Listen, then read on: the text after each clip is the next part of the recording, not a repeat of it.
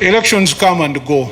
We always have elections, and we all know there will always be one winner and a loser. So we should not lose sleep if elections have come and gone, but try to heal from the past. One of the reasons I honored this invite was I wanted to speak to the powers that be. I know Parliament has an oversight role in this country, is one of the arms of government.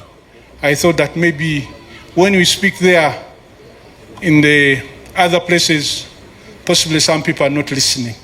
But when I come here, everybody will be listening, those who make the laws. I'm only saying that let's leave the past behind us. Let's look at the future. I was among the opinion leaders who always called out to the population that please, let's have a peaceful election. Let's avoid civil disobedience. Let's move within the law and let's exercise our rights to vote. And I believe that everything went well until a day or so, maybe a week, I was seeing on the TV on one of these media houses, NTV to be particular, they highlighted what many people went through in the rural areas.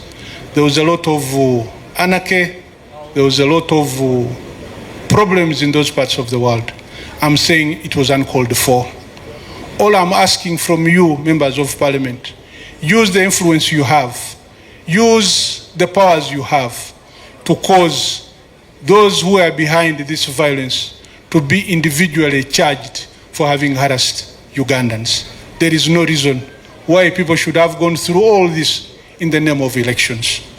Secondly, I've already said in the last so many years that all political detainees should be allowed to go home.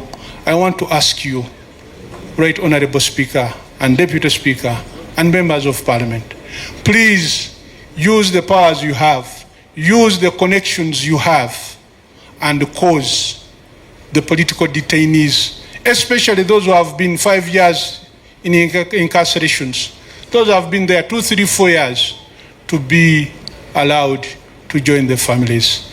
If we are talking about forgiveness, let's practice this. Let's see that whoever, I thought you were tired. No, because we have to get over this.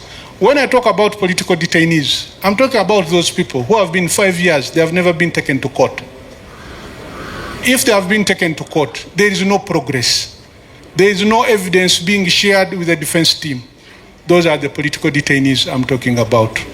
We are all in Uganda. There is enough for all of us. Let's not take politics or elections to be a do-or-die affair. You know it better than me, because me, I'm not a Democrat, I'm a monarchist, that in a democracy, there's always divergence of opinion. Somebody taking another opinion should not be ostracized, should not be harassed. That's his wish. The whole point is, if you've won, you've won, and you don't need 100% to win. At least when I was in school, to get an A, you didn't have to get 100%.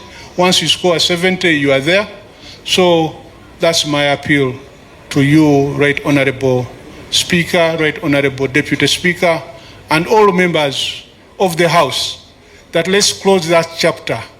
Make sure that all those behind bars for political reasons are given amnesty, are released, and we move on.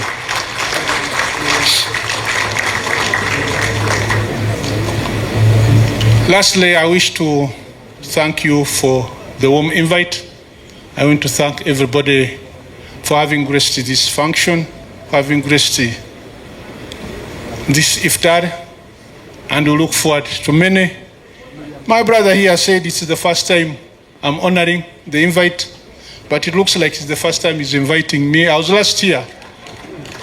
I first came here in 2014, and since then I haven't been here, but when this opportunity came, I said I'll take it on, because it will give me a chance to speak to the powers that be and see how best. There is an African saying that you need 2 hands to clap, to see how we can get both hands to clap and Uganda moves forward in peace and tranquility.